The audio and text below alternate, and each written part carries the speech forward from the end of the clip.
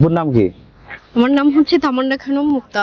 কোথায় পড়তেছেন? আমি মাইমিসিং মোমিনুন্নেসা সরকারি মহিলা কলেজ অনার্স আচ্ছা, দ্বিতীয় বর্ষ। Thank you. আপনার? তাসনিয়া সেতু, জগন্নাথ বিশ্ববিদ্যালয়, থার্ড ইয়ার। খুব ভালো ইউনিভার্সিটি, আপনার ইউনিভার্সিটি ভালো। একটা ভূগোলের প্রশ্ন ছিল, স্যাগ মানে কি? SAG, স্যাগ। অবসন্ন হওয়া হ্যাঁ, রাইট অ্যান্সার। স্যাগ, SAG, স্যাগ মানে হচ্ছে ঝুলিয়ে পড়া বা বা অবসন্ন অবসন্ন হওয়া।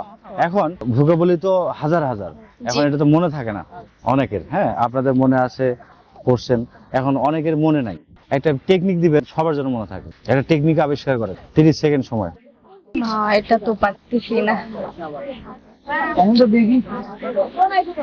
আপনি ধরেন বাংলাটা বাদ দেন, মানে স্যাক, আমি বললাম না, স্যাকটা বাদ দিয়ে শাক একটু লক্ষ্য করে দেন তো। যদি আমরা নর্মালি ইংলিশটা শুধু দেখি, কি মনে হচ্ছে? SAG। মানে শাক যদি শাক, হয়, শাক, শাক, শাক যদি হচ্ছে না? হয় তাহলে হচ্ছে মনে করেন লতা জাতীয় বা শাক জাতীয় যেসব সবজি হয়, এগুলা মনে করেন যে আমরা উপরে কিছু দড়ি বেঁধে দিই, তারপর হচ্ছে এগুলা নিচ থেকে মানে একটু ঝুলে থাকে এরকম, মানে এইভাবে আমরা সিম্পলি মনে রাখতে পারি। আরেকটা বলতে পারে, এগুলো যখন ঝুলে পড়ে যায় নিস্তেজ হয়ে যায়, মানে কালারটা চেঞ্জ হয়ে যায়, মানে কি দেখা যায়, সতেজতা থাকে না। তার মানে এটা কি বিষণ্ণতা, বিষণ্ণ আকারে হয়ে যায়। তখন মানে এটা এভাবে বলা যায় যে শাক জাতীয় কিছু গাছে ঝুলে ছিল, তারপর এটা পড়ে গেছে, পড়ার পর কালার চেঞ্জ হয়ে বিষণ্ণ হয়ে গেছে। সিম্পল। হ্যাঁ, মানে ওইটাই বলতে চাচ্ছি আর কি, মানে যে শেষ পর্যায়ে যখন ঝুলে যায় তখন হচ্ছে যে অবসন্ন হয়ে যাওয়া। তো কোনো কিছু মনে করেন সজীবতা যদি না থাকে তার মধ্যে অবশ্যই সেটা অবসন্ন হয়ে যায়। মনে করেন আমরা যে অনেক বেশি হাঁটাহাঁটি করি বা অনেক পরিশ্রম করার পরে আমরা কি করি, মানে ক্লান্ত হয়ে যাই বা অবসন্ন হয়ে যাই। সেম ভাবে আমরা ওইটাও মনে রাখতে পারি।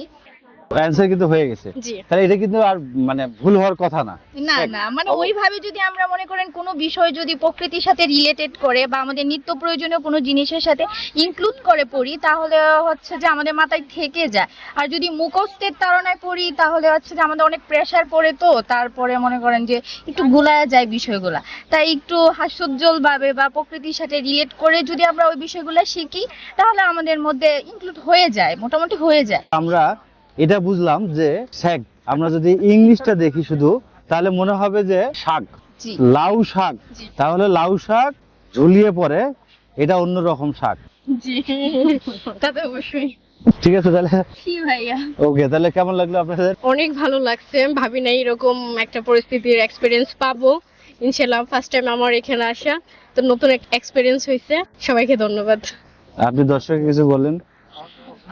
অবশ্যই ভালো লাগছে, কারণ হচ্ছে যে নতুন কোনো পরিবেশ বা কাউকে কোনো কিছু জানাতে পারলে অবশ্যই সেটা শান্তি লাগে। মানে নিজের মধ্যে জ্ঞান সীমাবদ্ধ না থেকে যদি সেটা ছড়িয়ে পড়ে বা মিনিমাম 5 জন না 10 জন এরকম মানুষের জন্য যদি আমাদের কথাগুলা বা আপনাদের যে প্রোগ্রামগুলো আছে এগুলার মাধ্যমে যদি কেউ উপকৃত হয়, সেটা নিশ্চয়ই ভালো লাগার বিষয়।